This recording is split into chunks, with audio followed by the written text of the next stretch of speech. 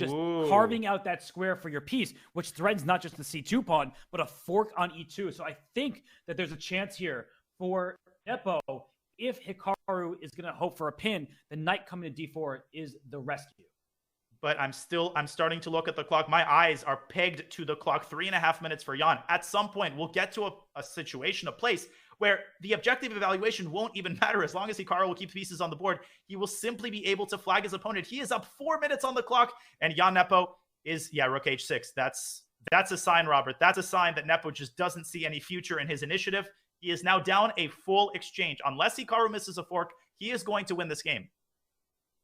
Right, because there's an extra G pawn. If that pawn removed, I still would favor Hikaru's chances because of the clock. So Hikaru needs to keep up the pace and for come up with an idea. I think c5 followed by knight d4 is the best try he'll have. The knight on e8 is awkwardly placed, but rook f8 by Hikaru. He wants to play rook f4 at some point. The knight can come back out to f6, things of that nature.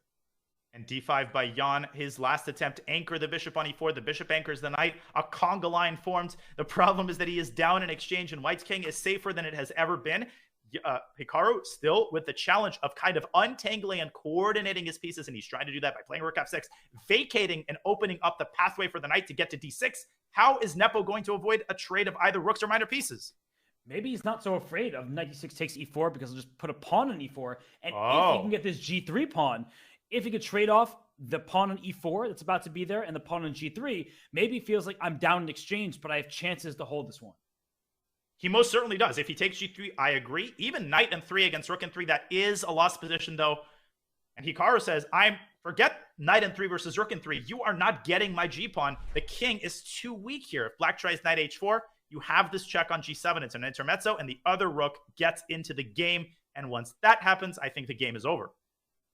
It was rook h2. He needs to play c5 followed by knight d4. That's his biggest idea in this position.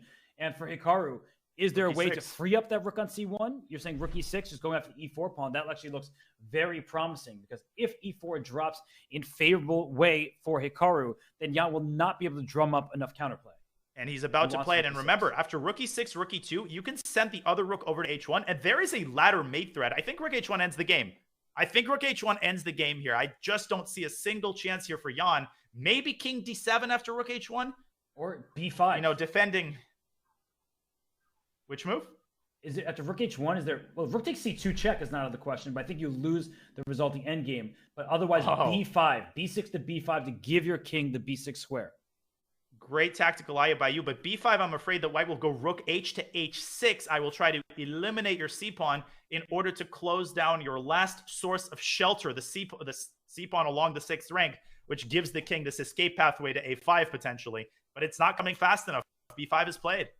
Yes, Jan plays b5. I think rook h6 looks very powerful, but in the event of rook h6, I think black is b4 check as the only move. Just trying to save the black king by distracting White's king.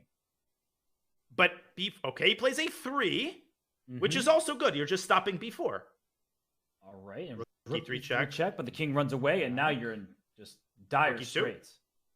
No, knight comes back to d4. Jan's still trying to use his remaining pieces, fighting tooth and nail. All of the blood has been spilled here. Can Hikaru put the finishing touches on this game? He's going to go b4. He's going to go b4. It's mate. Oh, my goodness. It is checkmate. Oh, my lands. And he tries to run away. But b4 check still is good, right? Because the king goes up to c4, and maybe there's not a mate there. Rook e5, rook c5. Yeah, that is a mate. I think b4 forces king d6, but then you win the knight. Rook d7 and rook h5. b4 ends the game. Wow. And if b4 is immediate game.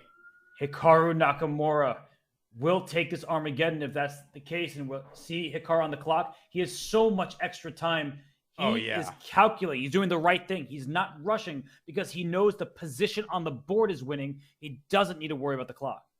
If you see Hikaru touch the b-pawn, the Fischer Random World Championship will be over. Hikaru is one move away from $65,000 additional dollars as well as the title, and he's taking all of the time he needs to take. He doesn't play b4. He plays rook d7. The game extends for a couple more moves. But now b4, now he plays it. It will lead to checkmate. Because if the king goes up to c4, you have rook h5 swinging to c5 with mate. If the king goes back to b6, there's rook b7, Rook takes a7, and the other rook comes. Here it is.